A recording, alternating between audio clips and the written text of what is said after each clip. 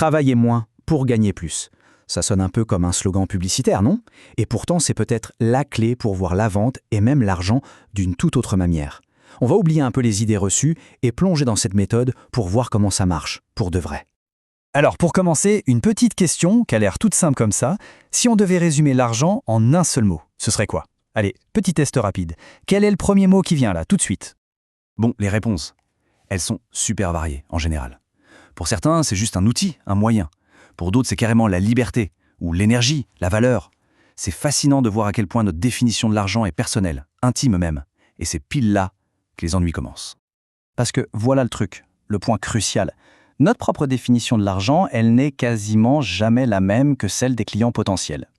Et ce tout petit décalage de perception, eh bien c'est souvent la racine de toutes les galères, de toutes les frustrations en vente. Ok, ça nous amène directement dans ce qu'on peut appeler le piège de la vente. On va essayer de comprendre pourquoi les approches classiques, celles qu'on apprend partout, finissent si souvent par ne pas marcher. Le conflit, en fait, il est hyper simple. D'un côté, il y a notre vision, on veut vendre notre produit, notre service, notre cam, pour reprendre le mot de l'auteur, et de l'autre côté, il y a la vision du client. Lui, il s'en fiche un peu du produit. Ce qu'il veut, c'est une solution à son problème, point. Et cette façon de faire, la méthode traditionnelle, ça peut être une vraie source d'angoisse.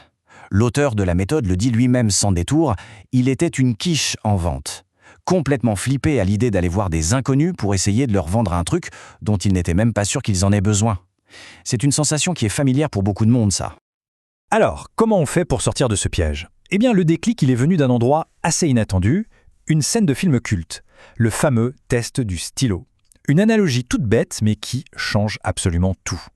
Le fameux « vends-moi ce stylo ». L'erreur de débutant, on la connaît. C'est de se lancer dans une description du produit. « Ah, mais ce stylo est magnifique, il est design, il glisse sur le papier. » Bref, ça ne marche jamais.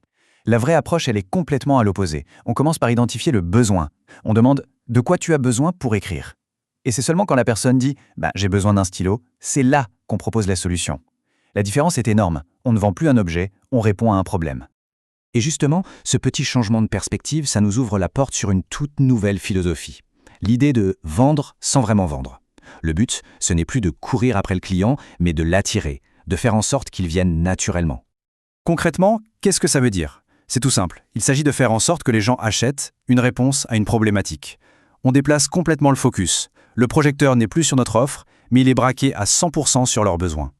Et franchement, le premier bénéfice de ce changement, il est énorme et il est surtout émotionnel.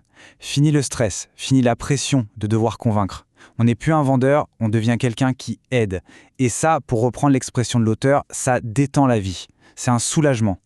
Le fait de se concentrer sur la solution et non sur le produit, ça ouvre une autre porte, assez intéressante. Ça amène à se demander, et si l'argent n'était pas la seule et unique ressource, comment on fait pour se développer quand on n'a pas un sou en poche? La réponse, elle est super vieille, c'est le troc. Quand on y pense, l'argent, ce n'est qu'un outil d'échange. On s'en sert pour obtenir des compétences via une formation, de la notoriété en payant des influenceurs, des contacts. Mais imaginons un instant qu'on puisse avoir accès à tout ça sans jamais sortir son portefeuille. Eh bien, c'est exactement ça, le principe du troc. On s'échange des services, des compétences, de la valeur, et tout ça sans qu'un seul euro ne bouge. C'est un échange direct. Pour que ce soit plus concret, prenons l'exemple de l'auteur. Il a construit tout un système, tout un écosystème autour d'un seul chiffre, le chiffre 10. Alors voilà l'idée, 10 personnes, chacune avec une compétence clé. L'un est bon en copywriting, l'autre en design, un autre en stratégie. Et dans ce petit groupe, pas d'argent qui circule. Ils s'échangent leurs services. Le copywriter aide le designer, qui lui-même aide le stratège, etc. Ils s'aident à grandir, mutuellement. Le coût, 0 €. C'est un vrai système d'entraide. Et ça, c'est une stratégie qui est juste hyper puissante. Surtout au début, quand on a souvent beaucoup de compétences, mais très peu d'argent. Le réflexe n'est plus de se dire comment trouver de l'argent pour payer ça, mais plutôt qui je peux trouver pour échanger de la valeur. Et voilà comment on boucle la boucle, comment on revient au point de départ. Travailler moins pour gagner plus, finalement ça n'a rien à voir avec le fait d'être paresseux. C'est juste travailler plus intelligemment. C'est arrêter de s'épuiser à essayer de vendre et commencer à aider. C'est arrêter de courir après l'argent et commencer à créer et échanger de la vraie valeur. Au fond, tout se résume peut-être à cette question qui semble un peu paradoxale. Et si la clé, la vraie clé pour développer son business, pour gagner plus, et surtout pour être plus serein, c'était tout simplement de chercher à vendre moins pour pouvoir aider plus?